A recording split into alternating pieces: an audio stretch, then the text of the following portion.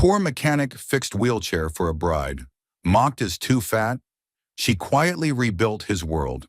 Have you ever met someone who quietly walked into your life and rebuilt it without a single grand gesture? This is a story about a worn-down mechanic in a forgotten town, a bride left behind in the mud, and how two broken wheels and two broken hearts found a reason to move forward again. But it's not what you think.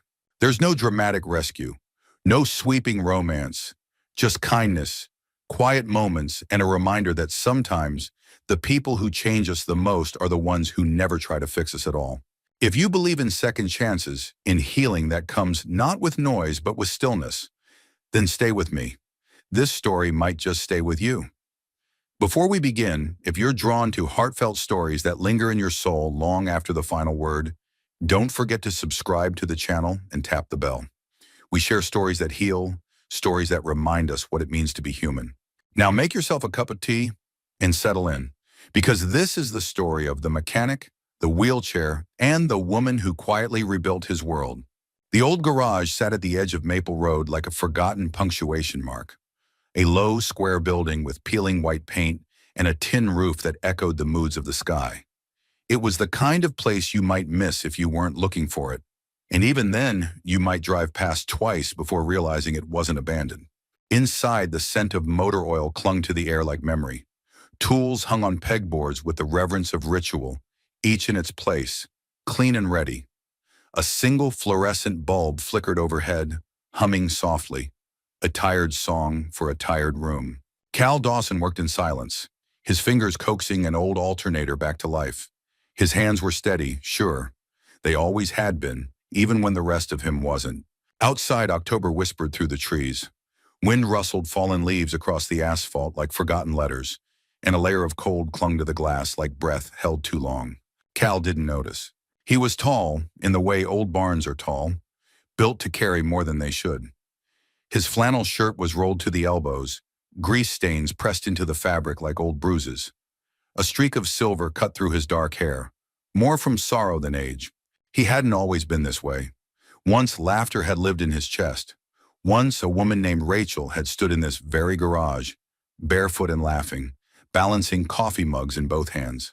But that was 6 winters ago, before the diagnosis, before the long drives to the city, before everything became before. Since then, Cal lived the way some people read poetry, slowly, deliberately, and alone. The bell above the door hadn't rung in over 2 hours. The shop phone hadn't rung all day. That was fine with him. There was comfort in quiet, in repetition. He liked the honesty of machines. They didn't lie.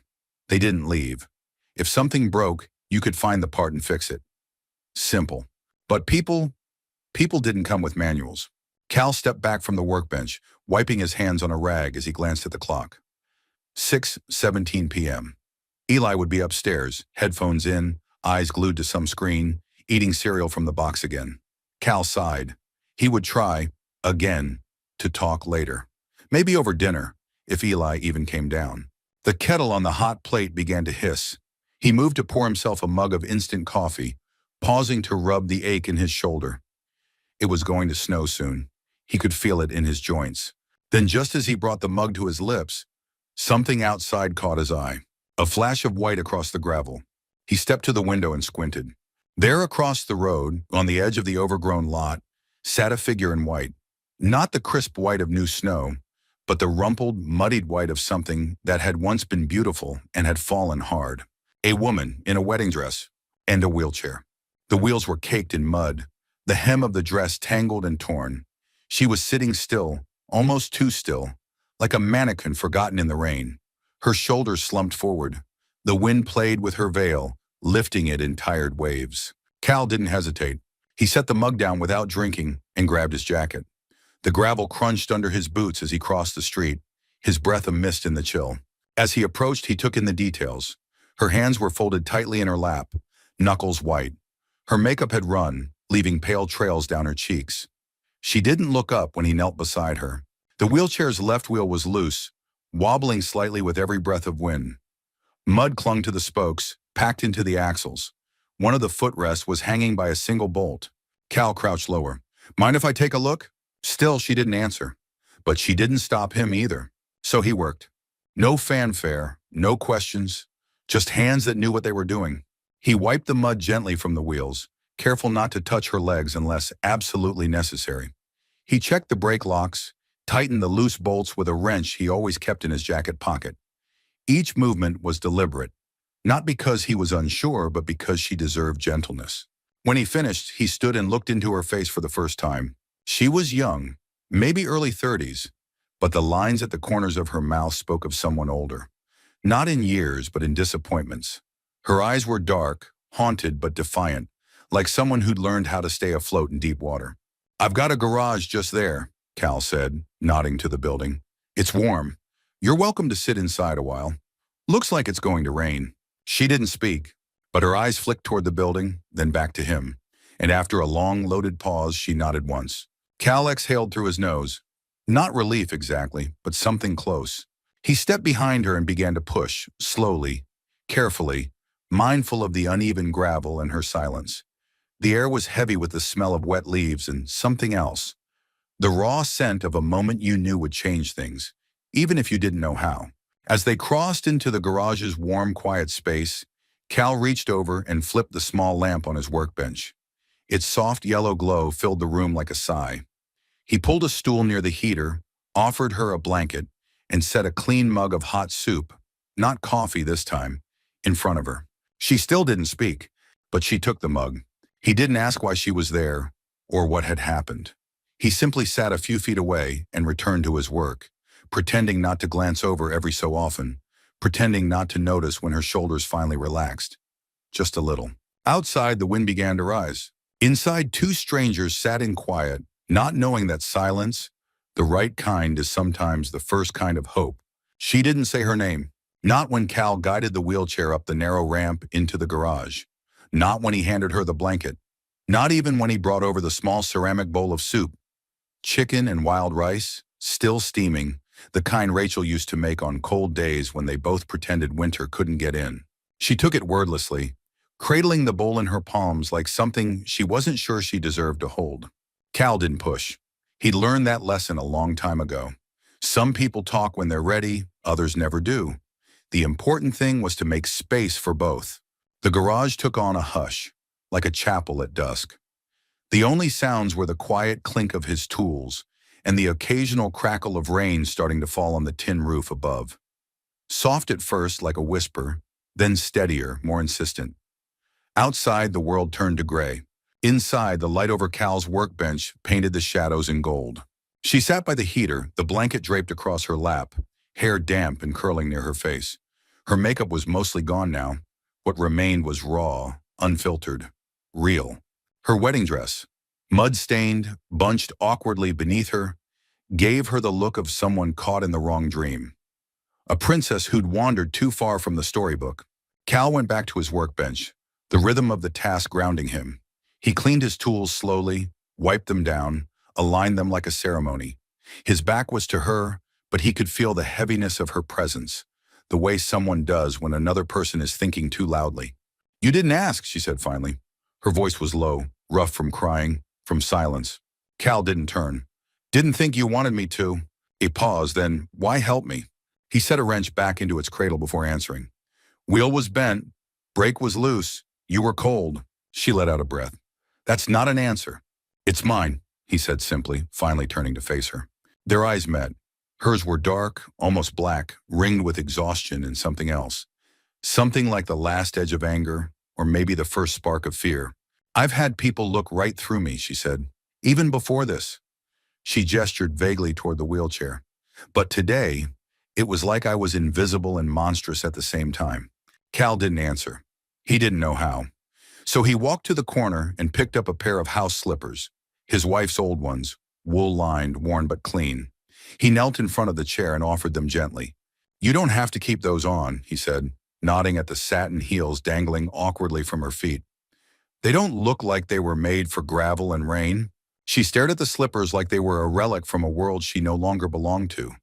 Then slowly, she slipped out of the heels and into the warmth. Her toes curled into the lining. For a moment, her expression softened. "I didn't even like the dress," she muttered. Cal almost smiled. "You don't say." A longer pause now. The rain tapped more insistently on the roof, and thunder grumbled far off, as if unsure of itself. They said I should feel lucky, she went on, still not quite looking at him. That someone like him would marry someone like me. Cal didn't ask who they were. He didn't need to. He said it too, once, not in so many words, but gestures, silences, the way he held my hand like he was showing charity. The bitterness in her voice wasn't sharp. It was weary, threadbare from use. A blade that had dulled over time. Cal leaned against the workbench. You left. She laughed once, bitterly. He left, at the altar. Said he needed time. The rest followed him, like ducks behind a mother. A flash of something, grief, fury crossed her face, then settled into numbness again. I sat there, as she said, for 2 hours. In the dress, in the mud. No one offered a ride. No one asked if I was okay. I guess no one wanted to be seen with the fat bride. Her voice cracked on the last word, and she turned her face away quickly, blinking hard. Cal stayed quiet for a moment, letting the words settle between them like ash. Then he said with careful calm, You want some tea? She blinked, startled. What? I've got some chamomile, or black if you prefer. He didn't offer platitudes. Didn't say she was beautiful, or strong, or brave. Didn't contradict her pain. He just walked to the kettle, filled it, and lit the flame beneath. You treat me like I'm normal, she said after a moment. Cal didn't turn. I don't see why I wouldn't. She watched him for a long beat. Then, most people don't. He shrugged. Most people don't fix their own alternators either. Doesn't mean I stopped trying to teach them. This time she actually smiled. Small, lopsided, like a window cracked just enough to let light in. What's your name, she asked. Cal. She nodded. I'm Lena. He handed her the steaming mug of tea.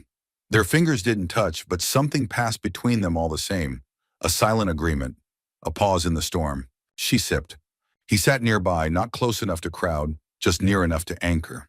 And outside, the rain washed the mud from the road, leaving the scent of clean earth and something beginning again. The storm passed in the night. By morning, the garage was wrapped in mist, soft and low, like the town itself had drawn a blanket over its shoulders. Rain still clung to the eaves, dripping slowly from the metal roof in steady rhythm. Inside, the air smelled of coffee, steel, and something gentler, something warm and human.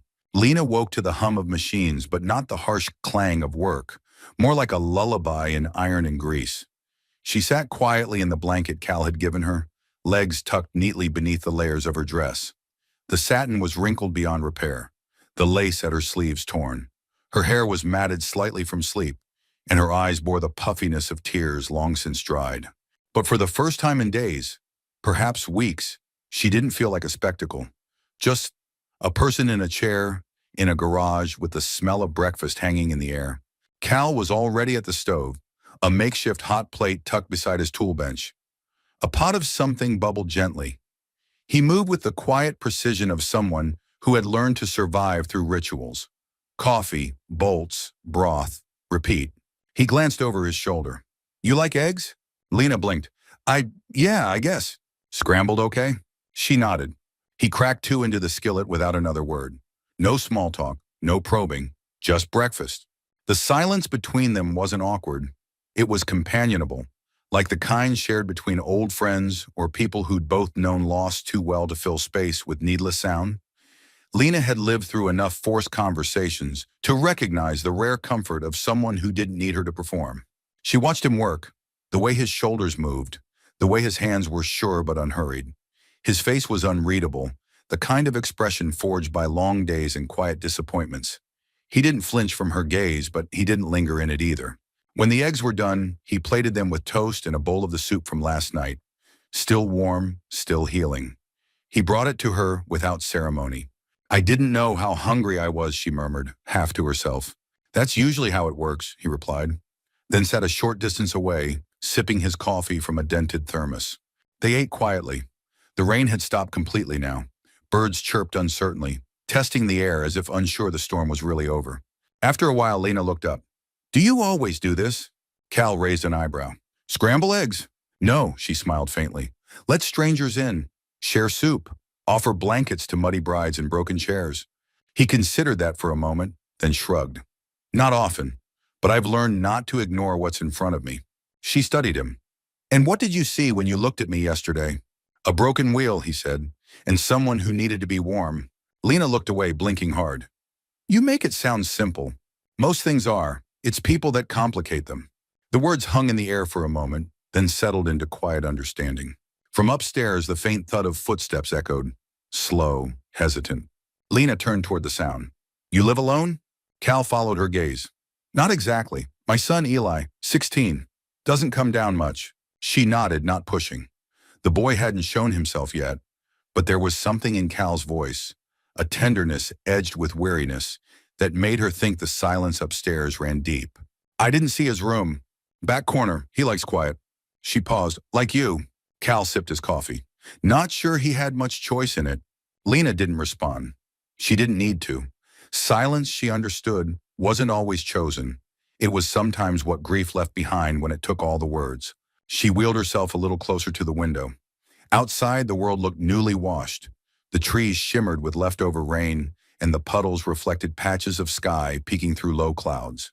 I used to love days like this, she said softly. After storms, the quiet, the smell of everything trying again. Cal glanced at her. What stopped you? She hesitated. The chair, the stairs, the way people act like I've disappeared, or worse, become something to pity. He didn't correct her, didn't tell her she was wrong or strong or beautiful. He just nodded, and in that small gesture, she felt seen. I used to design wheelchairs, she said suddenly, surprising even herself. Not build them, just the concepts. Smart features, flexible frames, even one that could climb curbs. Thought I'd make life easier. For people like me. Funny, huh? Why'd you stop? My accident happened before I finished the program. Then, everything changed. Family, expectations, the way people looked at me. They thought if I just found a man who accepted me, everything would be fine. Her voice cracked on the last word. Cal didn't say anything. Lena turned away from the window, eyes glazed. Yesterday, I believed them. Today, I'm in a stranger's garage, wearing house slippers and eating reheated soup. She laughed, and it was brittle but real. I've had worse mornings, Cal said deadpan. Lena stared at him, then let out a laugh. A real one this time. You're not what I expected. He raised a brow. I get that a lot. Something shifted between them then. Not romance, not yet, but something better. The beginning of trust. The footsteps upstairs came again, closer this time, then a pause at the top of the stairs just out of sight. Cal looked up but didn't call out. Lena followed his gaze. He's watching? Yeah. She smiled but didn't wave or speak. Let him take his time. Cal nodded. He always does. For a while they just sat. The morning unfolded slowly, like a letter written by hand. Quiet, deliberate, full of pauses that meant more than words. Outside, the sky cleared just enough for light to spill across the floor, pooling near Lena's feet. She stretched one leg out instinctively, letting the warmth touch her skin. And for the first time in a long time, she didn't flinch from being seen. The light in the garage was different that afternoon. Softer somehow, filtered through the old bay windows like it had been warmed by memory before it touched the floor. Dust floated in slow motion across the sunbeams, catching the air like silver threads, delicate and real. Lena had been there 3 days. No one came looking for her. Not the groom, not the family, not a single friend. It should have surprised her. It didn't. She didn't ask Cal how long she could stay. He didn't offer a limit. The arrangement, if it could be called that, existed in a quiet space between them, built on soup, chamomile tea, and the kind of silence that held respect instead of pity. That morning, she'd asked if she could help around the garage. I've got 2 good arms, she'd said, and I used to know my way around a schematic. Cal looked at her over his coffee. You know how to handle carburetors? I know how not to break them. He didn't smile, but something in his eyes shifted, like a muscle long dormant waking up. You can sort the tool drawer, if you're bored. Fair warning, she replied, wheeling herself toward the rusted red cabinet in the corner. I'm obsessive about organization. I might alphabetize your wrenches. Cal gave her a long look. Good luck finding enough labels. The drawer was a mess. Loose bolts, mismatched sockets, a handful of washers coated in grease, and time. Lena rolled up her sleeves and got to work, her hands moving with practiced grace. She didn't need to walk to know how to move with purpose. As she sorted, she hummed, quietly, absently, an old folk tune she half remembered from her childhood. It was something her grandmother used to sing while threading needles in the morning light. Cal didn't interrupt her. He simply worked across the room, taking apart a lawnmower engine with the quiet intensity of someone who preferred machines to people. But as the minutes passed, Lena found herself speaking. Not because she needed to, but because the silence was safe enough to hold words that mattered. I used to think I'd be an inventor. Cal glanced up. Not the kind in cartoons, she continued. Not steam-powered flying shoes or laser-frying toasters. I wanted to design things that made people feel human, things that didn't just function, but gave dignity back. He wiped his hands on a rag. Like wheelchairs? Like wheelchairs, she said more softly now. I had this concept once.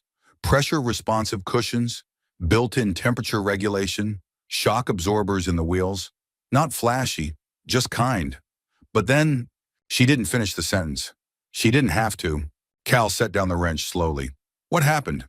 Lena paused. I got hit crossing the street. I was 25. Broke my spine. I spent a year in rehab. By the time I got out, everything had changed. I couldn't afford to finish school. And suddenly everyone thought the only thing I should focus on was coping. She didn't cry. She didn't need to. The bitterness in her voice was dry, like an old wound that had stopped bleeding but still ached in the rain. I wanted to keep working, she said. I still had the ideas. But every job interview ended with a look that said, we're not sure you can keep up. Even when they didn't say it out loud, I knew. Cal's brow furrowed. People can be blind. They don't want to be reminded, she said quietly, of how fragile they are, how one moment could turn their whole life sideways. She placed a socket wrench neatly into the now organized tray. I thought maybe if I got married, it would give my family back some sense of control, like I wasn't broken anymore, that I had value again. Cal didn't speak, but his stillness said more than any words. Lena looked at him. Do you think I'm broken? He met her eyes without flinching. Do you? Her breath caught. She didn't know how to answer that. Across the room, a faint creak sounded from the upstairs landing. They both turned slightly instinctively. A shadow passed the small frosted window in the garage door. Eli. Lena didn't say anything, didn't raise her voice to call him down. She only returned to the drawer, quietly rearranging the screwdrivers into 2 neat rows. He listens, you know, Cal said after a moment. She glanced up. Eli, I can tell when he's near. He doesn't talk much anymore, not since Rachel died. Lena's voice softened. Your wife? Cal nodded. Cancer, quick and cruel. I'm sorry. He didn't respond, just ran a cloth slowly over a spark plug, like the act of cleaning it was enough to hold grief at bay. Eli was 12, he said finally. He stopped playing baseball, stopped going to the lake. He shut down, and he paused. I tried to hold it together. For him, for me. But some nights, I just stood at the bottom of the stairs and listened, hoping he'd come down. He never did. Lena swallowed hard. That kind of silence is heavy. Cal nodded, then looked at her. Really looked. But since you came, he's been closer to the stairs. She blinked. You think I did that? I think you don't force things. People feel that. Lena let the words settle. Then with a small, almost shy smile, she said, if he ever wants to talk, I'm pretty good at not talking back. Cal chuckled, the sound low and brief, but real. They worked a little longer after that, each lost in their own task, their own rhythm. The afternoon light stretched longer across the floor, casting the garage in golden amber. And when the drawer was finally finished, each tool resting in its proper place, Lena leaned back in her chair, letting the sun warm her face. Across from her, Cal watched, then said softly, you know, I never liked that drawer. Always meant to fix it. She smiled, eyes still closed. Sometimes all it needs is someone to see the mess and believe it's worth sorting. Outside, the world carried on. Trucks passed, leaves fell. But inside that old garage, 2 strangers sat with their broken things, slowly putting them back together. One drawer at a time. The garage creaked gently in the morning wind, as if it too were stretching old bones. Outside, frost clung to the grass in delicate webs. The air smelled of damp soil and chimney smoke. Autumn slowly folding into winter. Lena sat near the window, a book open on her lap. She hadn't turned a page in 10 minutes. Instead, her gaze flicked, every so often, toward the narrow staircase in the back corner. Toward the 2nd floor, where Eli lived in the hush of grief, the quiet weight of a boy who had once laughed, run, believed. She hadn't met him yet. Not really, but she knew he was there. She heard the soft footfalls across the floor at night, the shift in the creaking boards when someone stood behind a door, listening but not stepping out. She'd seen the shadows moving past the upstairs window and the flicker of light from his screen, the bluish glow like a heartbeat in the dark. Eli was present in absence, a ghost still learning how to haunt. Cal, as always, worked methodically. This morning it was a generator, sputtering and uncooperative. Lena sat nearby, sipping from her mug, eyes drifting to the overhead light where dust danced in golden spirals. Was he always quiet? She asked, not looking up. Cal paused. Not before Rachel died. She waited. He was loud, actually, curious. Broke half the tools in this garage trying to figure out how they worked. Cal smiled faintly. Used to call spark plugs light bullets. Thought they were magic. And now? Now he barely eats. The silence that followed wasn't empty. It was full of ache. Lena didn't try to fix it. She just turned another page in her book and said, "He's still watching. From the top of the stairs." Cal nodded. That afternoon, the bell above the garage door jingled, a small, surprise sound in a space unused to visitors. Lena glanced over and saw a boy, maybe 9 or 10, standing in the doorway. Freckles, red hoodie, shoes untied. He held a bent bicycle rim in one hand like a broken promise. "Is this where you fix stuff?" the boy asked. Cal stood wiping his hands. "If it's got wheels or wires, I can probably make it breathe again." The boy hesitated, then spotting Lena, his eyes widened. "Whoa, are you a fairy?" Lena blinked. "Excuse me." He pointed to her. "You've got a blanket over your legs and books, and your hair's all shiny, and you talk quiet like the people in stories." Lena laughed, caught off guard, caught warm. "That's a new one." The boy stepped closer. "My grandma says fairies aren't always tiny. Some are big so they can carry sadness away." Cal raised an eyebrow. "Your grandma sounds wise." "She is. She's got one leg and makes the best banana bread in the whole world." Lena extended her hand. "What's your name, fairy finder?" "Jake." "Well, Jake, I'm not a fairy," she said, leaning forward conspiratorially. "But I do tell good stories." He grinned. "Even better." Cal knelt beside the rim. "What happened here?" Jake shrugged. "Crashed into Mr. Donnelly's mailbox again. We'll get you rolling." Jake wandered the garage as Cal worked, eventually finding his way to the bench where Lena sat. He poked at the edge of her book. "What are you reading?" "Fairy tales," she said. His eyes sparkled. "Read me one?" She paused. "Only if you promise not to tell anyone I'm a part-time fairy." "I swear on banana bread." She read, slowly, carefully, her voice low and warm. Not performative, just present. Cal listened with one ear as he worked, the rhythm of Lena's voice steady as breath. Upstairs, a floorboard shifted. Lena noticed. She didn't stop reading. Jake leaned against her chair wide-eyed. When she finished the story, he looked at her like he'd just stumbled into a hidden grove. "You should open a fairy shop," he said. "A what?" "A place where people come to hear stories and get their stuff fixed and maybe eat cookies." Cal looked up. "A repair shop and tea room?" Jake nodded. "With magic." Lena smiled, but something flickered in her eyes, like the soft pain of remembering a dream too long buried. "That doesn't sound so crazy," she said. Jake took his newly fixed wheel with a thank you and a high five. As the door closed behind him, Lena leaned back and exhaled. Her shoulders sank into the chair. Not in defeat, just in release. "You okay?" Cal asked. She nodded. "He called me a fairy." "Well," Cal said, "he's not wrong." She looked at him startled. "You show up when it's storming," he continued. "You sit quietly and listen. You fix broken things just by being near them." Lena looked away. "I don't feel like magic." "You don't have to," he said. "You just have to be real." Later that evening, as the sky faded to lavender and the first stars blinked into view, Lena wheeled herself toward the back of the garage where an old wooden table sat unused. She wiped the dust away, lined up a few mugs, and set out a box of chamomile tea she'd found tucked in Cal's pantry. She lit a small lamp and waited. A creak on the stairs. She didn't turn. She heard the soft tread of feet. Then slowly a boy emerged, slender, pale, hair tousled. Eli. He stood by the workbench, unsure, hovering. "Hey," she said without looking up. "There's tea if you want." He didn't answer.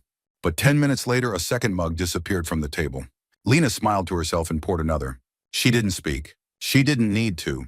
The light stayed on long after the garage closed, 2 mugs growing warm side by side. It was Saturday morning, and the garage had yet to open. The quiet held differently today. Not heavy, not hollow, but full of something unspoken. Outside, the trees were shedding the last of their leaves in slow spirals, painting the street in gold and rust. Inside, a low hum came from the space heater, casting a halo of warmth near the far wall where Lena sat folding rags into a neat stack. She liked this hour before the world came knocking, before Jake pedaled up with a new scratch on his handlebars, before Mr. Lansing dropped off his truck and pretended he didn't linger for the company. It was the only hour where the ghost didn't knock too loudly. Cal was upstairs checking on Eli, who'd begun appearing like mist. Quiet, soft, then gone again.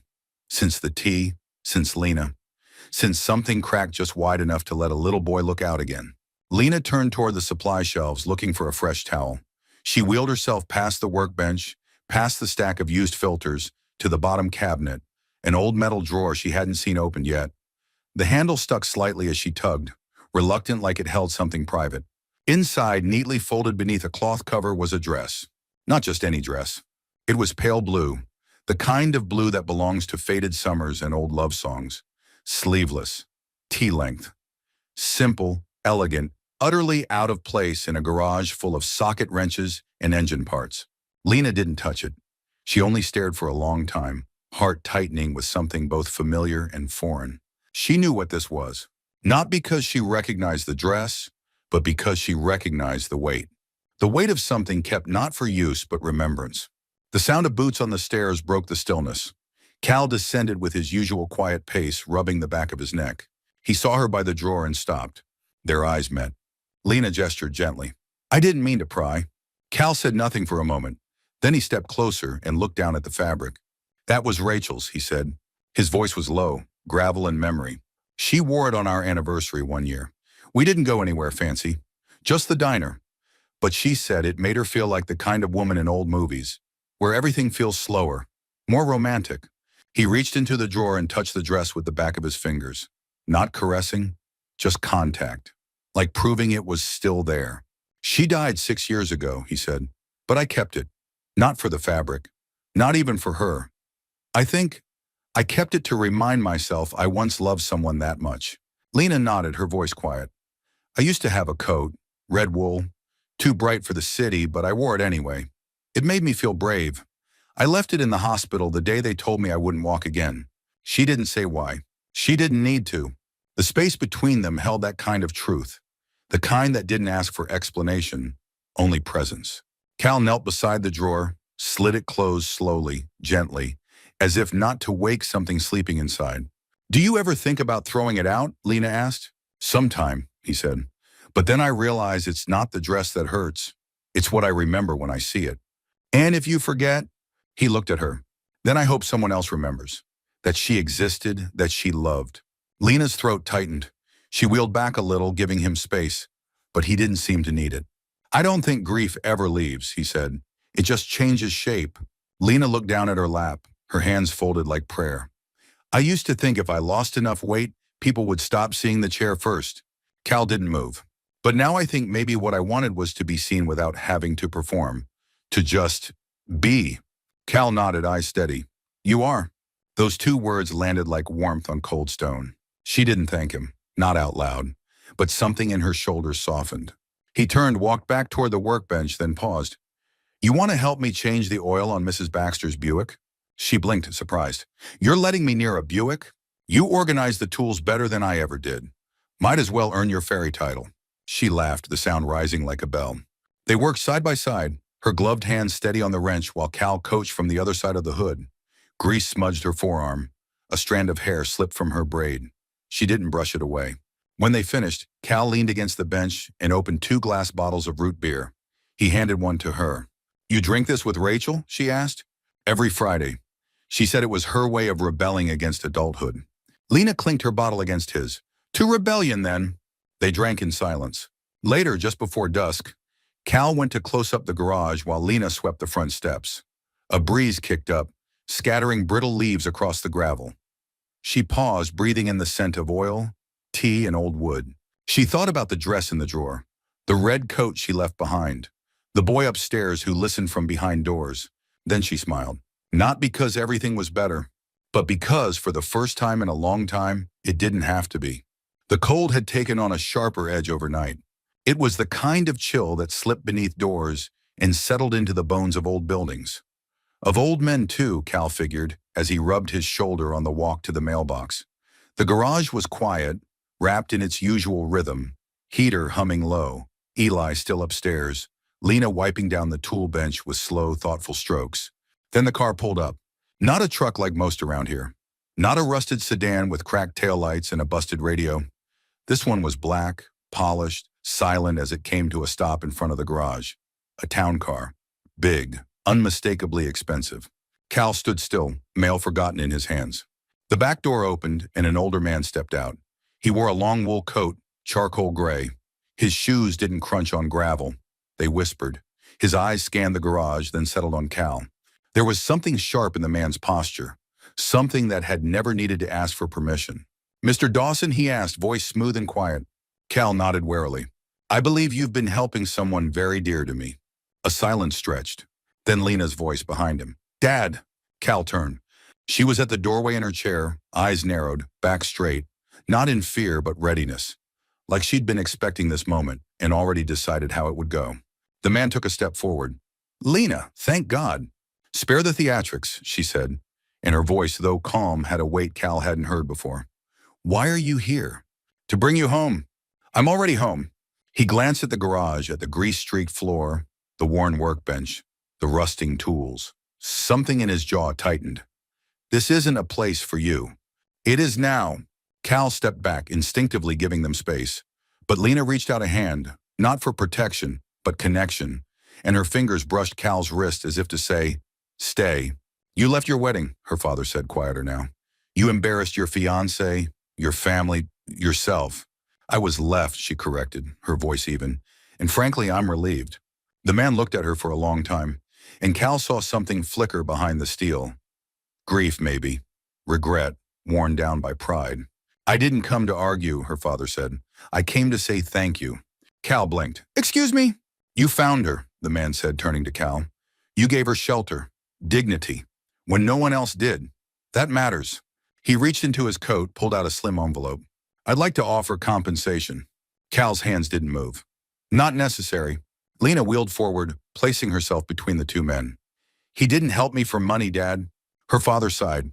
"Not everything is a fight, Lena." "Then why are you always wearing armor?" The question lingered like frost. Finally, Cal spoke.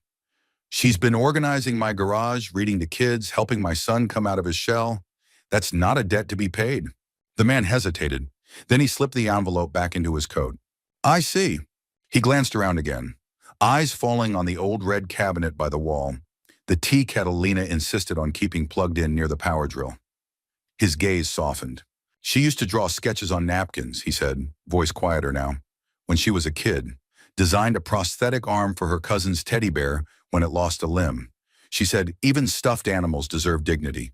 Lena's eyes glistened. "You made me feel ashamed of that." "I didn't know how to protect you," he admitted, "so I tried to mold you instead." She didn't respond. "I can't change the past," he continued, "but I can give you a future." He pulled a folded paper from his coat pocket and handed it to her. "It's the deed to the lot next door. The town never did anything with it. It's yours if you want it. No strings." Lena unfolded the paper, reading carefully. Cal stood beside her, silent, sensing the shift in her breath. "I don't need your money," she said. "It's not money, it's ground. If this place makes you happy, build something on it." Another long pause. Then Lena looked at him. Not the man she once called father, but the one standing beside her now, the one who had never asked for her history before offering her soup. "I already started," she said softly. Her father nodded, and for the first time since he arrived, he didn't seem like a CEO or a man used to control. He looked simply like a father who had failed and wanted, quietly, humbly, to be forgiven. He reached out once, not demanding, just offering. Lena didn't take his hand, but she didn't recoil either. That was something. He turned to Cal. "Take care of her." Cal nodded. "She's more than capable of taking care of herself." A small, almost imperceptible smile touched the older man's lips. He walked back to the car without another word. The door shut. The engine hummed. Then he was gone. For a long while, neither Cal nor Lena spoke. The wind stirred the leaves on the driveway. Somewhere inside, the heater clicked softly. Lena looked down at the deed in her lap. Her fingers traced the edge of the paper. "You believe in second chances?" she asked. Cal crossed his arms. "Only when someone actually wants to begin again." "I think I do." He nodded toward the lot. "It'll need clearing." "I like a challenge." They stood there for a while, shoulder to shoulder. A woman who'd been discarded, a man who'd lost too much, and the possibility of something new resting quietly between them. Not loud, not dramatic, just present. "I didn't expect him to come," she said. "I didn't expect you to stay," Cal replied. She turned to him, eyes steady. "Well, life's full of surprises." He smiled, small, lopsided, and entirely real. And for the first time since she'd arrived in that muddy dress, Lena didn't feel like someone rebuilding her life. She felt like someone beginning it. The deed sat on the workbench for 2 days before either of them touched it again. Lena had folded it neatly, slid it into a plain envelope, and placed it beside the wrench set like it was just another tool. Something useful, something waiting. The lot next door remained as it always had. Wild, uneven, tufted with weeds and half-buried scrap metal. An old bicycle frame leaned crooked against a birch tree, rusted through. The fence was broken in 2 places. A dented mailbox stood in the corner, with no house to belong to.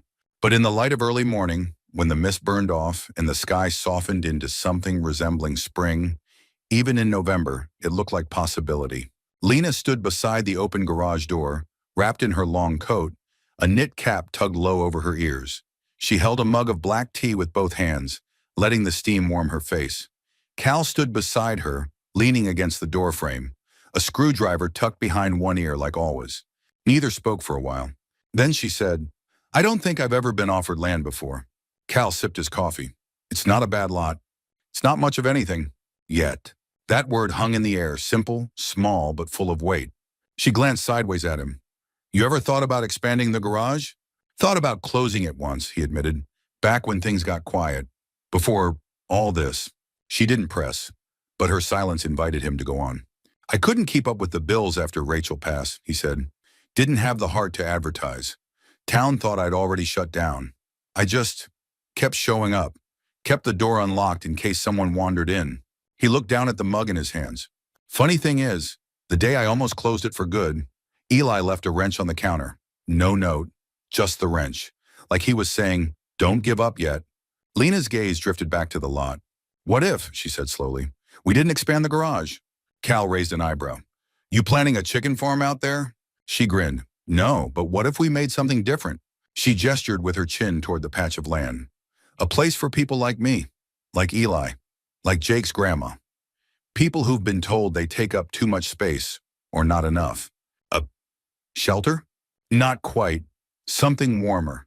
Something between a repair shop and a living room. A place for tea, for stories, for second cups and second chances." He studied her.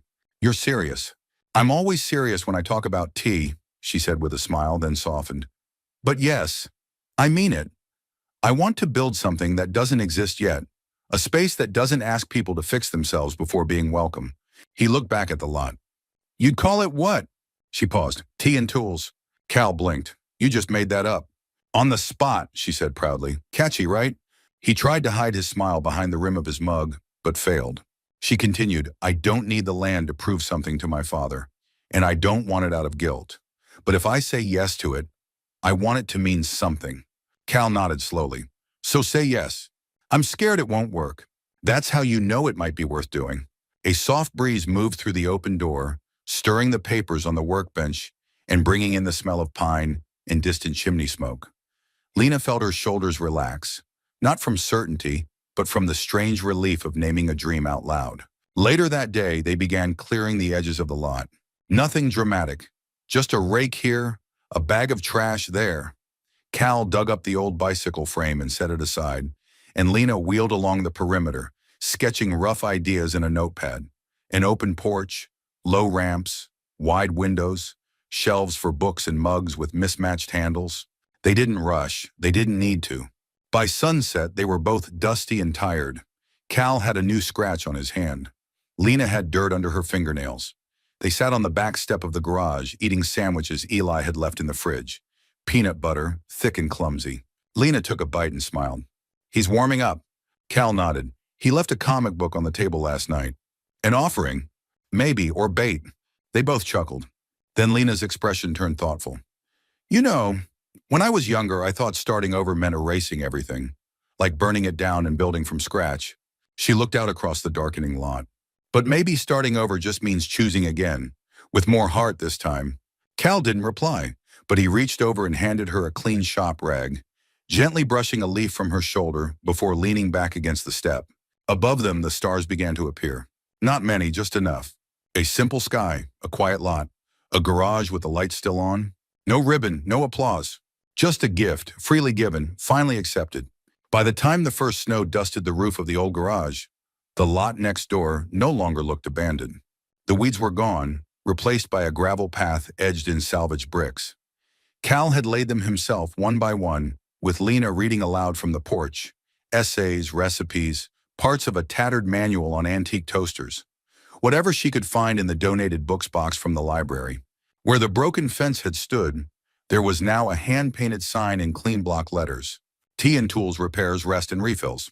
The building wasn't much yet, just a refurbished garden shed with new windows, a ramp, and a heater that clicked loudly in protest each morning. But inside it glowed. There were 4 mismatched chairs around a low table, a shelf with mugs that didn't match, and a kettle that hissed like an old friend clearing its throat. One corner held a stack of magazines, crosswords, and large print poetry books. Another had a small workbench with tools organized lovingly by Lena herself. The town hadn't quite figured out what to make of it. Some walked by slowly, glancing sideways but not stopping. Others poked their heads in out of curiosity, asking, "Is this the new coffee place? Or, you fix vacuum cleaners too?" But the ones who stayed, the ones who really needed it, understood right away. Jake's grandma came first, wheeling herself in with a tin of banana bread and a story about the time she almost joined a motorcycle club in '68. She stayed for an hour and left with her walker's loose bolt tightened and a promise to return with puzzles. Then came Mr. Donnelly, who hadn't spoken to anyone since his wife passed in the spring. He brought an old transistor radio in a grocery bag and left it, and himself, in Lena's care for the better part of an afternoon. Every visit ended with tea. Every cup ended with quiet and not the uncomfortable kind. Cal repaired. Lena listened, and Eli, though still quiet, started setting out the mugs before the first guest arrived each morning. One afternoon, Cal watched from the garage as Lena helped a woman with arthritis open her thermos. The woman laughed too loudly, apologized too quickly, but Lena didn't flinch. She touched the woman's hand gently, said, "You're exactly right on time," and poured her a cup like she'd been waiting all morning just for her. Later, as they were closing, Cal said, "You know, this might actually work." Lena raised an eyebrow. "Tea and tools? The whole thing. This kindness in a cup, warmth in a wrench." She chuckled, tying her scarf tighter around her neck. "It's not complicated. People just want to be met where they are." He nodded, staring out across the path where Jake had left a chalk drawing of a spaceship that afternoon. "Rachel used to say that. She sounds like someone I would have liked. You remind me of her sometimes." Lena's smile softened. "Well, I'll take that as a high compliment." They didn't say much more, but their silence was different now. Less like distance, more like breath. That weekend, Eli surprised them. They were halfway through reorganizing the tool cabinet when he appeared at the doorway of the tea room, holding a stack of papers. "I made a flyer," he mumbled, setting it down on the table before turning to leave. Lena picked it up. It was hand-drawn, sketched in pencil with bold block letters and a few rough illustrations. Tea and Tools, a place for people and parts that need a little love.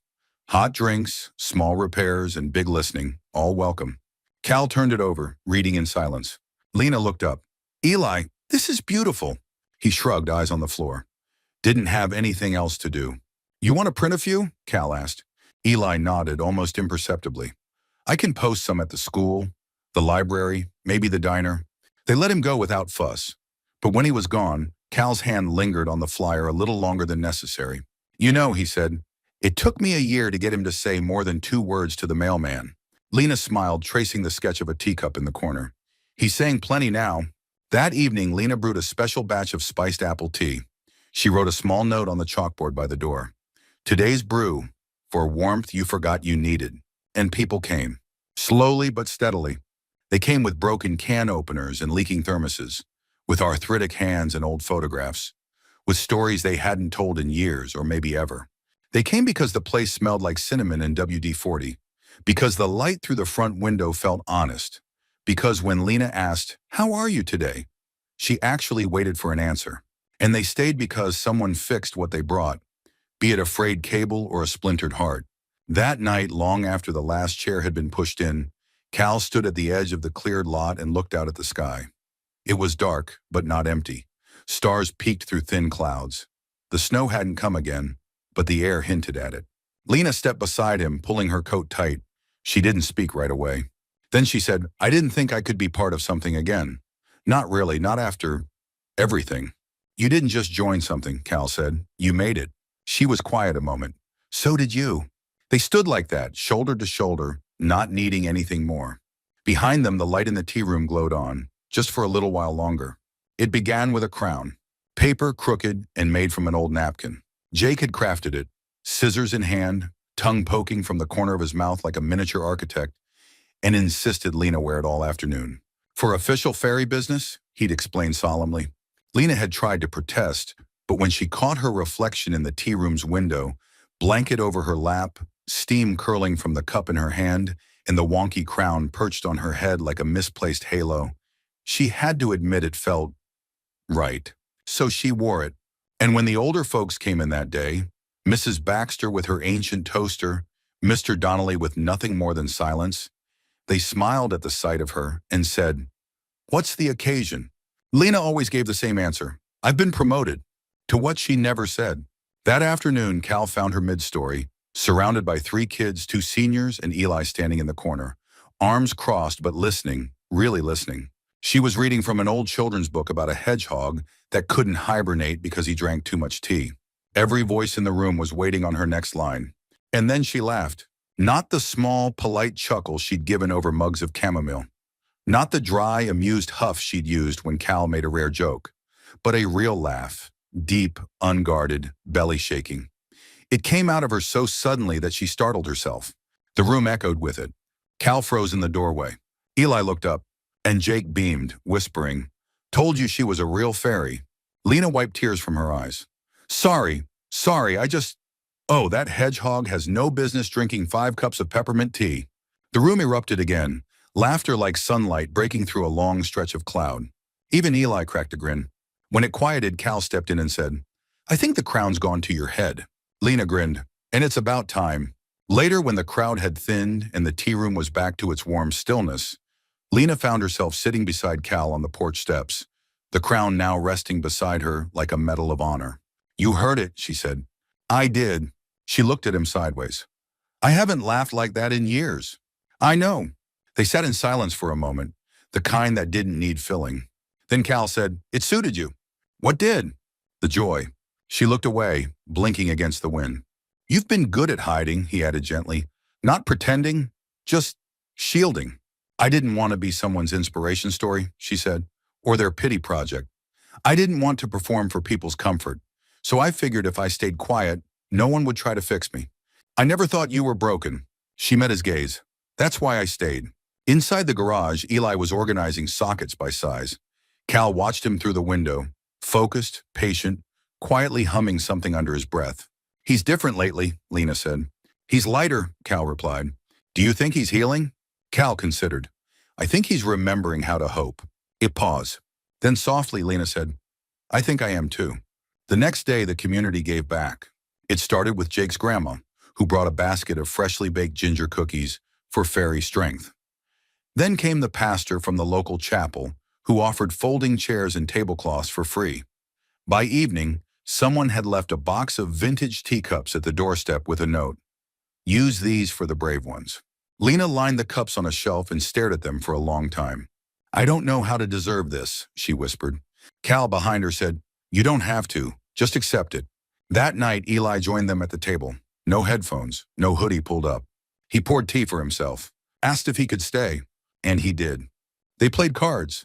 Jake taught them all a game he'd made up. Cal lost spectacularly. Lena nearly fell out of her chair, laughing again. And at some point, when the porch light was on and the rest of the world was quiet, Eli looked at Lena and said, "You're kind of like Mom." Lena's breath caught. Cal looked up, startled. Eli shrugged. "Not in a weird way, just when you talk, the room gets warmer." She didn't know what to say, so she just reached across the table and touched his hand. It was enough. When they closed up that night, Cal lingered on the porch steps. Lena stood beside him, arms folded, breath visible in the cold. "You ever wonder," she asked, "why certain people find each other?" Cal looked at her. "Sometimes." And what do you think? I think, he said slowly, the world gets very loud. And sometimes the people who've been quiet the longest are the ones we hear the clearest when we finally listen. Lena looked out at the stars, twinkling above the tea room roof. I used to think silence meant loneliness, she said. But now, I think it can be sanctuary. He nodded. They didn't say anything else. Because sometimes the first real laugh is enough. And the quiet after is sacred. What part of the world are you watching from? We'd love to hear from you in the comments. Whether you're listening from a small town like the one in our story, or a busy city halfway across the globe. And if this story touched your heart, even just a little, don't forget to like, subscribe, and tap the bell so you won't miss the next story we share. We believe in stories that heal, that remind us of the quiet strength and kindness and the power of simply being seen. If that resonates with you, you're in the right place. From the bottom of our hearts, thank you for watching. Until next time, take care, stay warm, and never underestimate the quiet ones.